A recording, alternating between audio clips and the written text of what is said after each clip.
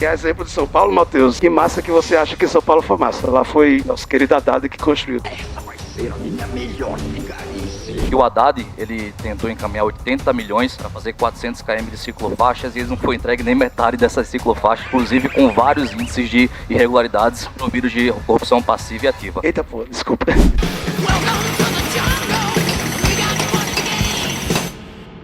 É oportuno falar sobre isso, apesar de a gente criar um senso de urgência apenas quando vem a tragédia, mas é necessário também a gente falar em termos de estrutura, porque a gente pode falar aqui do que seria o mundo ideal para os ciclistas e no final do dia a gente não tem nada concreto. O que a gente tem como concreto hoje é que, vamos ser sinceros, Natal não tem o mínimo de infraestrutura para os ciclistas. E o que aconteceu, inclusive, lamentavelmente, se tem algum parente aqui do Dr. Araquém que esteja aqui presente na sessão, lamento mais uma vez, mas aquela faixa do qual vitimou o Dr. Araquém, ela não pode ser uma faixa utilizada para ciclistas. Essa é a grande verdade. Ali, muito menos cabe carro quando se tornam 3 naquela mesma via, muito menos ciclista. Então, existe a negligência por parte do poder municipal de utilizar aquilo ali como uma rota para o ciclismo. E, para além disso, eu vou trazer aqui dados de um estudo que é feito anualmente pela empresa Luco, chamado Rank Bicycle City Index, que mostrou várias cidades ao redor do mundo, em 90 países, e São Paulo foi a única cidade apresentada nesse ranking que realmente mostra uma efetividade de ciclofaixas e ciclovias,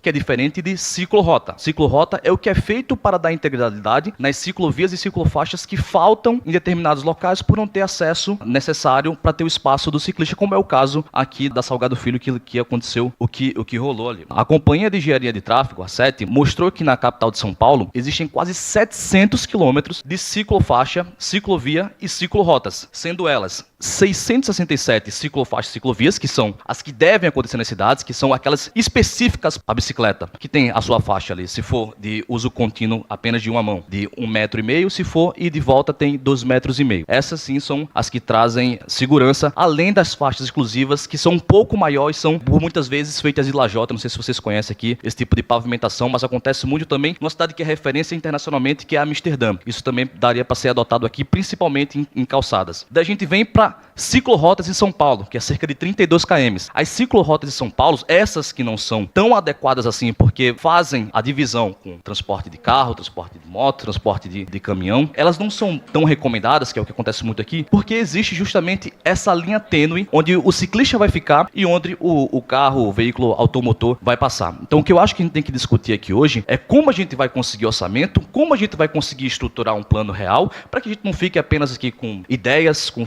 pensamentos do que deveria ser o mundo ideal e no final do dia a gente não conseguir resolver nada. Uma das indicações que eu quero fazer, inclusive na própria comissão, junto ao presidente Léo Souza, é a gente encontrar um caminho que a gente consiga, inclusive, vincular uma coisa a outra. Por exemplo, o transporte público. Se Natal tivesse pegado dentro do PAC os ônibus que foram oferecidos no PAC elétricos, como Maceió fez, como deixa eu ver aqui, outras cidades que são aqui próximas, Fortaleza fez, Salvador, enfim, Lauro de Freitas, várias cidades fizeram isso e economizaram um valor astronômico. Então imagina se a gente economiza esse valor dos ônibus, inclusive trazendo ônibus novos para a capital, e consegue fazer um remanejamento do orçamento para conseguir fazer infraestrutura para ciclovias. Então acho que o debate ele tem que rodar em torno disso, da gente realmente discutir aqui coisas concretas, para que a gente tenha um plano efetivo, e inclusive a própria comissão, a gente fica disponível. Acredito que eu tenho conversado muito com o Léo e com os outros membros da comissão, se tem um legado que a gente pode deixar para a cidade agora, é a relação da mobilidade urbana aqui, em relação ao transporte público, para a gente convidar vocês que são ciclistas e fazem uso do dia a dia aí, tanto para esporte, para lazer, quanto para o trabalho, e que a gente tenha uma resposta muito efetiva, inclusive traçando um plano de estrutura, e essa é a minha fala que eu tenho, trazendo dados aqui para vocês e o que a gente necessariamente pode fazer para que isso melhore. Muito obrigado, vereador Faustino, agradeço aqui a fala e a presença.